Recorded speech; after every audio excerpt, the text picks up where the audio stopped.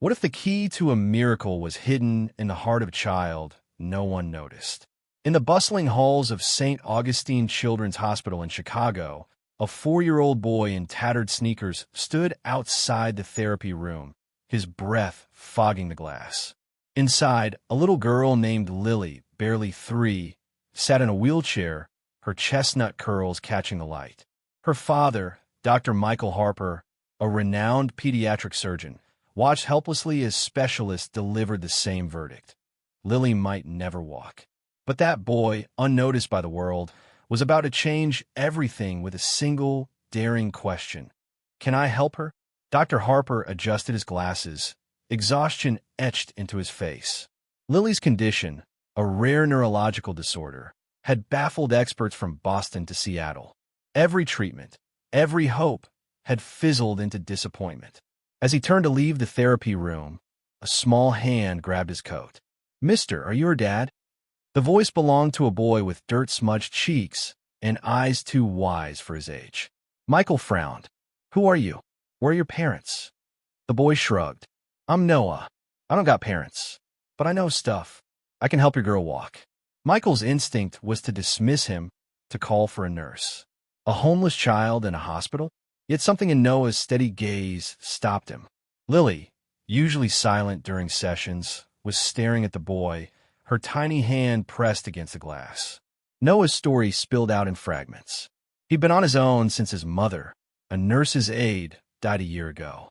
She'd taught him exercises for his cousin, born with weak legs, before the boy passed away. "I watched her every day through that window," Noah said, pointing to Lily. "She wants to move. I can feel it." Michael's heart clenched. A child living on the streets, yet focused on his daughter? Against his better judgment, he asked, "What exactly would you do?" Noah grinned, a spark of hope in his eyes. "Just give me 10 minutes. If it don't work, I'll leave." In the therapy room, under the skeptical gaze of Nurse Emily, Noah knelt beside Lily. "Hey, little star," he said softly, his voice like a lullaby. "Want to dance with me?" Lily giggled, a sound Michael hadn't heard in months. Noah began humming, his small hands gently pressing her feet, moving in rhythmic circles. "This is how my mom helped my cousin," he explained. "You wake the sleeping muscles with music and touch." To Michael's shock, Lily's toes twitched. Nurse Emily gasped. "That's not possible," she whispered. Michael stepped closer, his pulse racing. "Keep going, Noah." 10 minutes stretched into 20. Lily's legs, usually stiff, softened under Noah's touch. She babbled happily, her green eyes locked on the boy. Michael watched, torn between disbelief and awe. "Where did you learn this?" he asked. Noah's face clouded. "My mom. She said love makes the body listen." Michael exchanged a glance with Emily. Reflexology? Neurosensory stimulation? A 4-year-old shouldn't know these things. Yet Lily's foot moved again, deliberate this time. It was no spasm. It was progress. That night, Michael couldn't sleep. Noah's words echoed. "She wants to move." He thought of the boys sleeping on a park bench across from the hospital, clutching a worn blanket. At dawn, Michael found Noah exactly where he'd said he'd be, shivering under a sycamore tree. "Noah, come with me," Michael said. "You're not staying out here anymore." Noah blinked, wary. "I ain't no charity case. Document." Michael crouched to his level. "You're not. You're a kid who's helping my daughter. Let me help you." Michael brought Noah to meet Dr. Sarah Klein, a child neurologist with a reputation for open-mindedness. Noah demonstrated his technique, simple massages paired with soft songs. Sarah's eyes widened. "This resembles advanced sensory integration methods," she said. His mother must have studied under someone extraordinary. A call to a small clinic in Ohio confirmed it. Noah's mother, Clara, had trained with a visiting therapist from Japan, mastering techniques for children with mobility issues. Clara was a natural, the clinic director said. Her son was always with her, soaking it all in. Noah moved into Michael's home, a cozy brownstone near Lake Michigan. Michael's wife, Laura, a former art teacher, welcomed him with a warm hug and a plate of pancakes.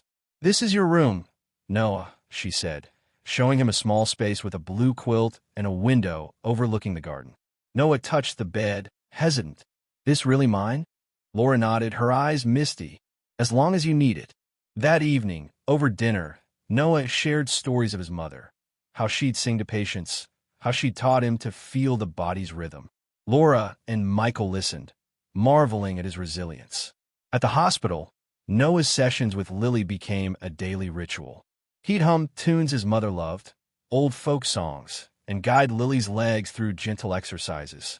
Within a week, she moved her ankle voluntarily. By the second week, she stood for 3 seconds, gripping Noah's hands. "Look, Daddy," she squealed. Michael, filming on his phone, fought back tears. Sarah monitored closely, documenting every milestone. "This isn't just physical," she told Michael. Noah's giving her emotional trust. That's half the battle. Not everyone was convinced. Dr. Victor Lang, head of rehabilitation, scoffed at the idea of a child aiding a patient. "This is a hospital, not a daycare," he told Michael during a tense meeting. "What happens when this boy makes a mistake?" "Reliable." Michael's jaw tightened. "Victor, Lily stood for the first time in her life. Noah's methods are safe, and I supervise every session." Victor leaned forward. "You're letting emotions cloud your judgment. What will the board say about a street kid treating patients?" Michael stood, his voice firm. "They'll say we're saving a child's future." The hospital director, Dr. Elena Torres, called a meeting. "Michael, I admire your passion, but we have protocols," she said. "Show me results." That afternoon, Noah worked with Lily in front of Elena and the medical board. Lily, beaming, took 4 shaky steps with Noah's support.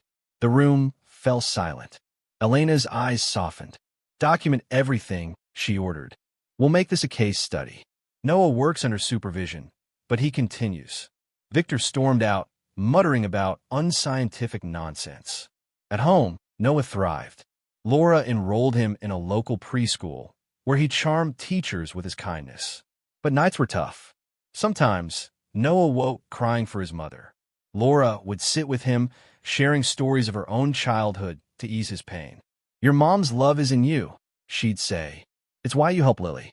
Noah would nod, clutching a photo of Clara, her smile frozen in time. Then came an unexpected visitor, Lily's biological mother, Rebecca, who'd left when Lily's diagnosis overwhelmed her. Michael hadn't seen her in 2 years. "I heard Lily's walking," Rebecca said at the hospital reception, her voice trembling. "I want to see her." Michael's anger flared. "You walked away, Rebecca. Why now?" She looked down. "I was wrong. I was scared. I just need to know her." Against his instincts, Michael agreed to a supervised visit. Rebecca watched Noah and Lily through the therapy room window. Lily, giggling as Noah sang, took 6 steps, her best yet. Rebecca's eyes filled with tears. "Who is that boy?" she asked. "Noah," Michael said. "He's family now." Rebecca's face crumpled. "I don't even know my own daughter." Michael softened. "You can know her, but it's on her terms. She's happy now. Don't disrupt that." Rebecca began visiting weekly, starting with short play sessions. Lily was shy at first, calling her Miss Becca. Noah, sensing her unease, stayed close, holding Lily's hand. "It's okay, little star," he'd whisper. Over time, Lily warmed to Rebecca, who learned to celebrate her daughter's small victories. One day, Lily fell in the garden. Instead of crying, she reached for Noah. He helped her up, checking her knees. "You're tough, little star." Rebecca, watching, realized Noah's bond with Lily was unbreakable, a sibling-like love she couldn't replace but could respect. A crisis hit when Noah fell ill with a high fever. Tests revealed bronchitis, likely from months on the streets. Lily, distraught, refused therapy without him. "I want Noah," she cried. Michael, with Elena's approval, brought Lily to Noah's hospital room. She handed him a crayon drawing of 2 stick figures holding hands. "For you," she said. Noah smiled weakly. "We'll dance again soon, little star." Laura, sitting beside him, brushed his hair back. "You're our hero, Noah." Noah recovered in a week, and Lily's progress surged. By her 4th birthday, she ran 10 steps unaided, chasing Noah in the hospital garden. The staff cheered, and even Victor, grudgingly, admitted the results were remarkable. Dr. Sarah contacted Dr. Hiroshi Tanaka, the Japanese therapist who trained Noah's mother. He flew to Chicago, amazed by Noah's instincts. "This boy has a gift," he told Michael. "He feels the patient's needs intuitively." His mother passed on more than technique. She gave him her heart. Dr. Tanaka offered Noah a spot in a year-long pediatric therapy program in Tokyo, with Michael and Laura invited to join. Noah hesitated. "What about Lily?" he asked. Rebecca stepped forward. "I'll be here, Noah. I'll make sure she keeps going." Noah agreed, but only after Lily's approval. "Will you come back?" she asked, clutching his hand. "Promise, little star," he said. The hospital threw a farewell party, with nurses and doctors tearfully hugging the boy who'd changed their perspective. In Tokyo, Noah excelled, learning advanced techniques while video calling Lily weekly. She started kindergarten, running with classmates, while Rebecca became a steady presence, earning the title Mommy Becca. When Noah returned at 6, Lily sprinted to him at the airport, shouting, "I ride a bike now." Noah laughed, lifting her up. "You're a superstar, little star."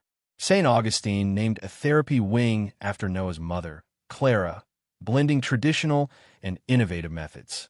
Noah, now a consultant at 7, trained residents. Lily, at 5, spoke a hospital fundraiser, saying, "Noah taught me I could do anything if I try my way." Rebecca wrote a blog about their journey, donating proceeds to the Clara wing. Michael and Laura adopted Noah, who called him Mom and Dad but kept Clara's photo by his bed. Years later, at Lily's 8th birthday, she danced in the garden, her laughter echoing. Noah, now 10, watched proudly. Michael hugged Laura, whispering, "Noah didn't just teach Lily to walk. He taught us to believe in miracles." Noah overheard, smiling. "My mom said love fixes everything. I just listened." Thank you for joining Noah and Lily's journey. If their story moved you, share it with someone who believes in miracles. Subscribe for more stories of hope and heart, because love always finds a way.